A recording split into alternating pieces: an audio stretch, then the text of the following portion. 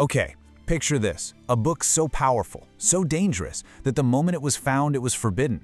Legend has it, a text of immense power was discovered in one of the most famous tombs in history. Today, we're diving into the myth of the Grand Grimoire. King Solomon, you know the name. We think of his incredible wisdom, his legendary wealth, but what if his biggest secrets weren't just ideas in his head? What if he wrote them all down, put them in a single object, and had it buried with him, just waiting for someone to find it? And see, this buried secret wasn't a treasure chest full of gold. It was a treasure of pure knowledge. A single, unbelievably powerful artifact.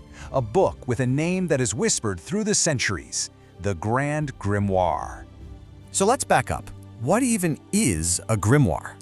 Well, think of it like a textbook, but forget history or science. This is a textbook for magic.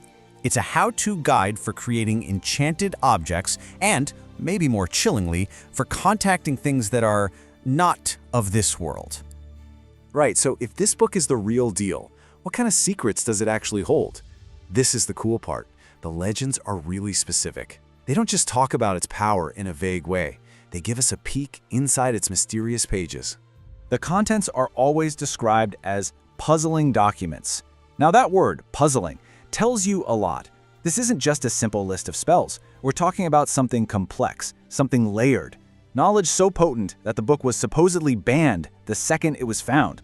And here's what that puzzling knowledge breaks down into. We're talking secret incantations, step-by-step guides for incredibly powerful rituals, a complete dictionary of celestial symbols and what they mean, and even the actual keys to open a door to another world. But for all that complexity, the Grimoire's power is said to boil down to two main functions, two core purposes, and the first one is all about creation. So this first purpose, it wasn't about talking to other realms or anything like that. It was about making things. It was about taking totally ordinary objects and infusing them with some kind of celestial, otherworldly power. Just imagine being able to forge your own mystical tools. And listen, we're not talking about simple good luck charms here. These are talismans, created with a very specific purpose in mind and crafted using a precise, almost scientific, supernatural formula.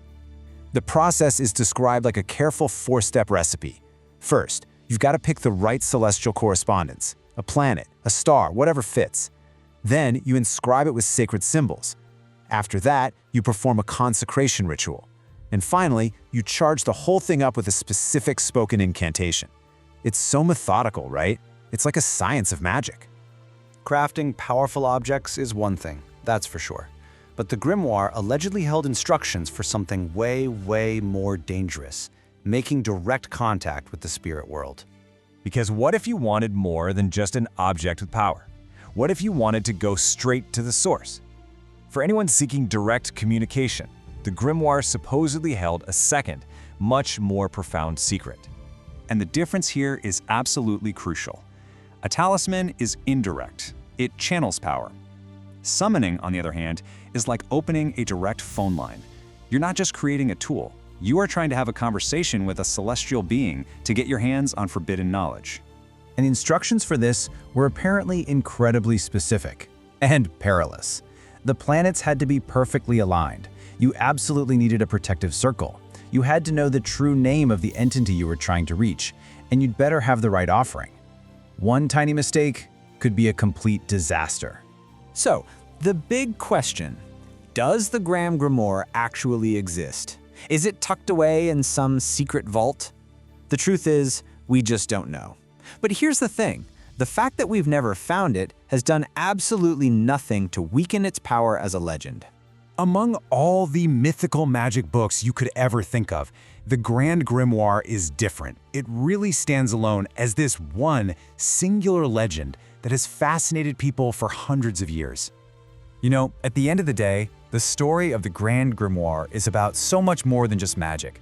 It's a symbol of our own deep-seated desire to understand how the universe works, to get a peek behind the curtain, and just maybe to get a little bit of control over our own lives.